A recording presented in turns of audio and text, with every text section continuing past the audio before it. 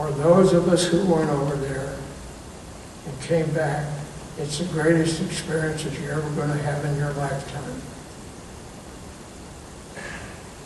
For those who lost loved ones, there's never going to be a closure. All of us who went over there, whether you were in a rare echelon outfit, or whether you were one of them that could be in a position to get killed, maybe it wasn't quite so good. And I said, when we think of this day, we always think of World War II. But we have other conflicts going on now. We just don't call them war, but they are a war. We got people over there today that are doing a marvelous job. And for 8 years, they've had a terrible time because of the constraints that have been put on them and what they can or can't do. Trump, thank God, changed that.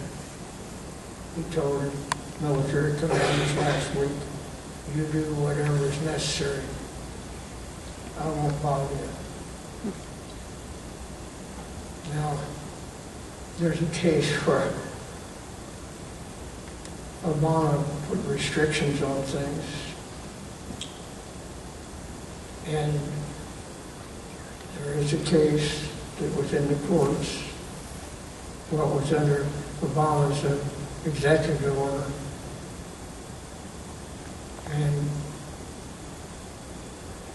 the courts ruled that what Obama just said was illegal.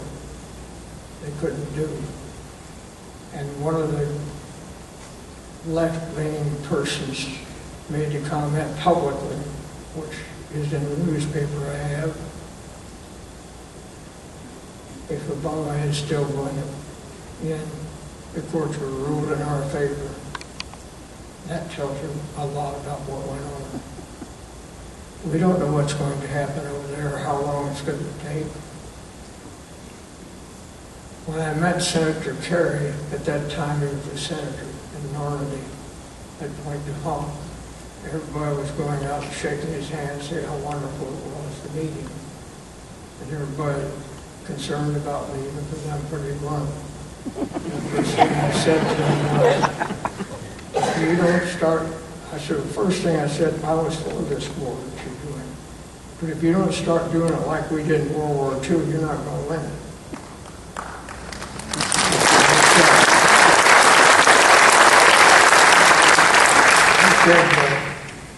Well, I'm kind of thinking that too, and I think to myself, he's just trying to get rid of me.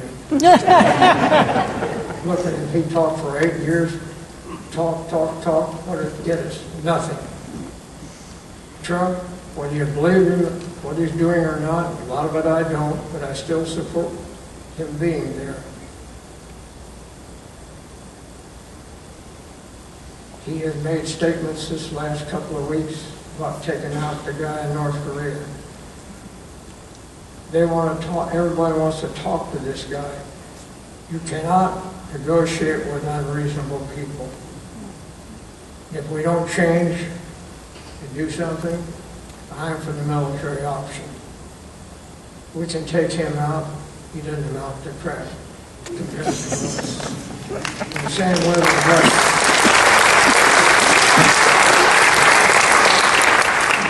Russia,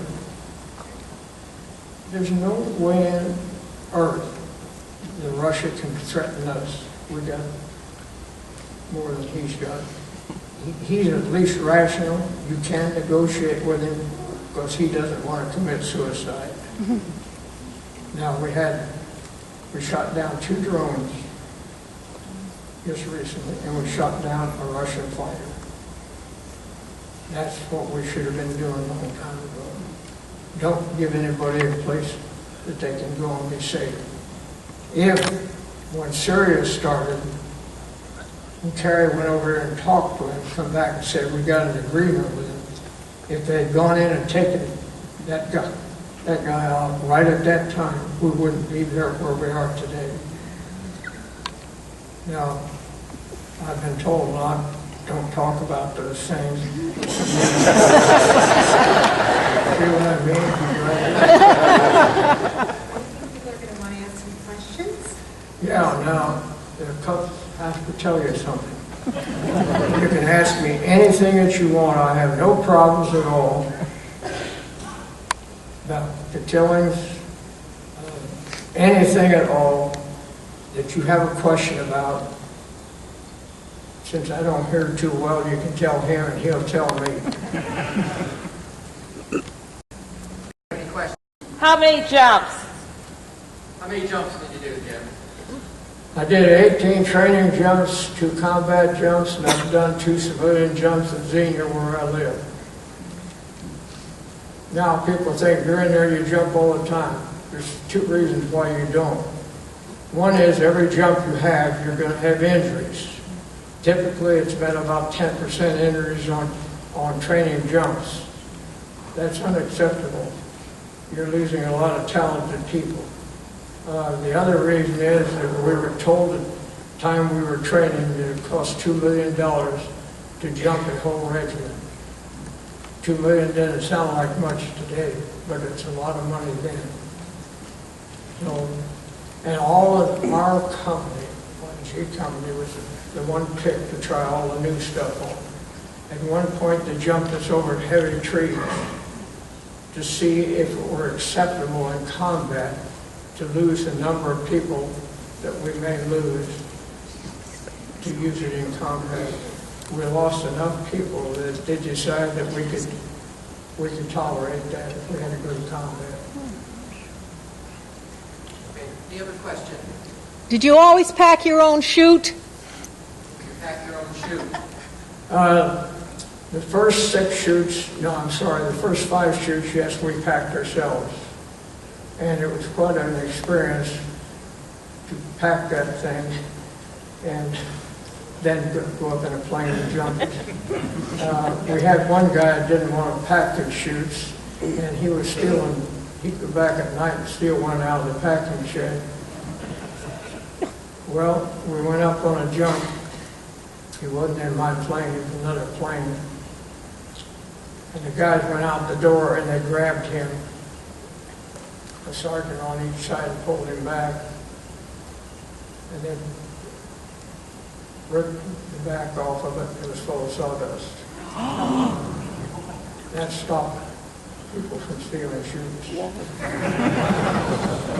Now we had, in maneuvers in Tennessee, we had a problem. All of our chutes were packed by the riggers, and they were in a barracks stacked too high. And you'd go in and take your chute and go to the plane. And we'd had a flood. We had about 12 inches of water in that building. And there was a talk about, should we just jump them or repack all of them? Well, this is the biggest maneuver that ever been had in the United States. A core maneuver. They didn't feel they had the time, and they said that they're packed so tightly, we probably won't have too much trouble. As a result of that, when I put my reserve on, I turned the handle around and had my hand on, and we jumped at night, and mine did. I could tell mine hadn't opened, so I did get it open. I gave him the handle just recently. You had to buy drinks for the guys in the airplane for 10 days if you drop your handle. So I had the handle and got out. Let's give you a couple other questions. Okay. Yes. First of all, I had the honor of visiting Normandy last fall, and it's just amazing what you might learn. I really think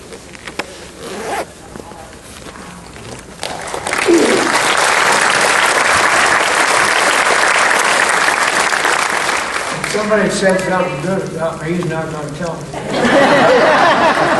said thank you.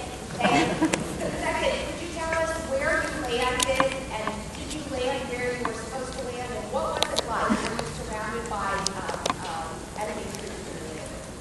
Where did you land in Normandy, and what was it like? Did you engage the enemy right away? I landed right behind Utah Beach.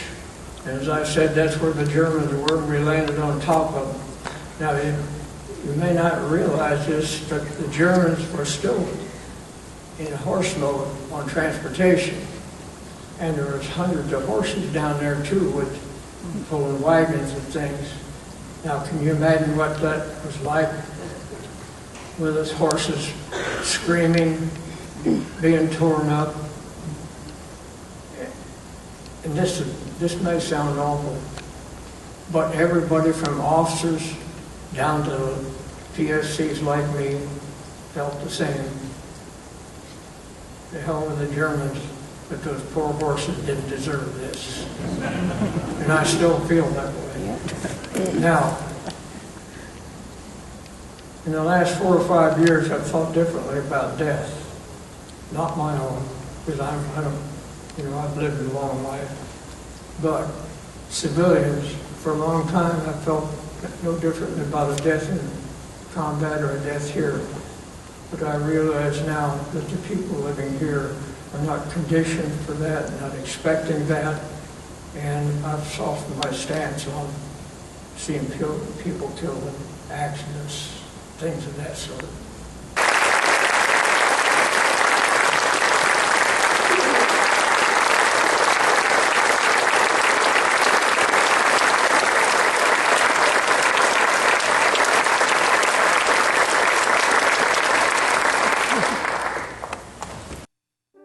To you who answered the call of your country and served in its armed forces to bring about the total defeat of the enemy, I extend the heartfelt thanks of a grateful nation.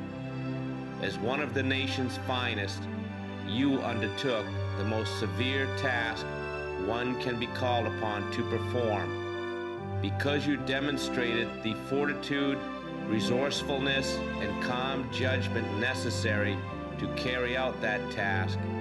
We now look to you for leadership and example in further exalting our country in peace. Harry Truman, President of the United States.